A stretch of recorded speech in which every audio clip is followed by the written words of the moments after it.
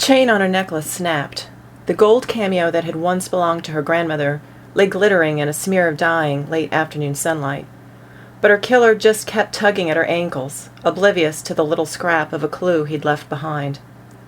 Right then, though, Serena didn't care about clues. She didn't care about revenge. She cared about the rocks and the ice that scraped her face, making her feel like the earth was peeling her.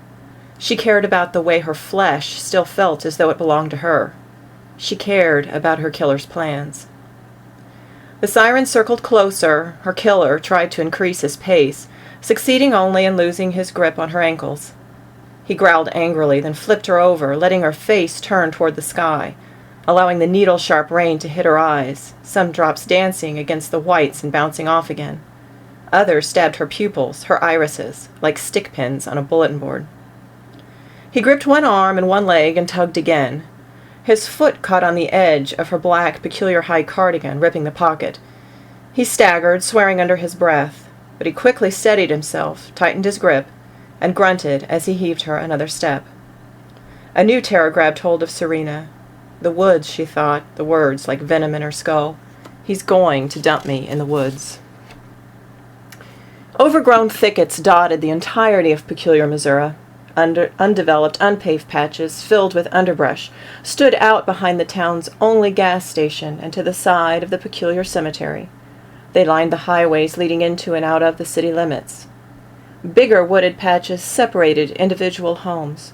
Rather than city-style neighborhoods with cul-de-sacs and swimming pools, Peculiar was filled instead with white two-story farmhouses, separated by the acres that had been passed down among generations. While some residents continued to use sections of their land as grazing fields, most had let old farmland grow wild and unruly. The small patch of woods just behind Peculiar High offered the students a haven in which to disappear between classes to smoke, a shortcut when students were afraid of being beaten by the morning's first tardy bell.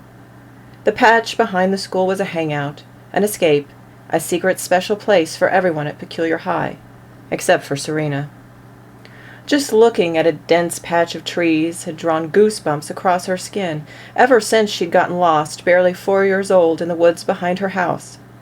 She'd spent a cold, lonely night there, her tiny body surrounded by the yellow eyes of the wild creature she swore peered out at her from the underbrush. She'd thought then that she was going to die, that no one would ever find her. Fortunately, rescue had come shortly after daybreak the next morning. But in the years following, Serena had never quite been able to quit feeling like beasts with untamed hunger and claws and fangs were peering out from between the branches, just waiting for her to return, to get close enough to grab. At the beginning of 8th grade, Becca, Serena's shiny new best friend, lost her bird dog, Jasper. Poor, heartbroken Becca had called Jasper's name as the days bled into weeks, then months, her desperate tones clanging like an unanswered dinner bell against the sky. Early the next spring, Becca's older brother, Ryan, returned from a hike, Jasper's collar dangling from his fingers. A skull, Serena remembered. He'd found the skull in the woods behind their own farmhouse.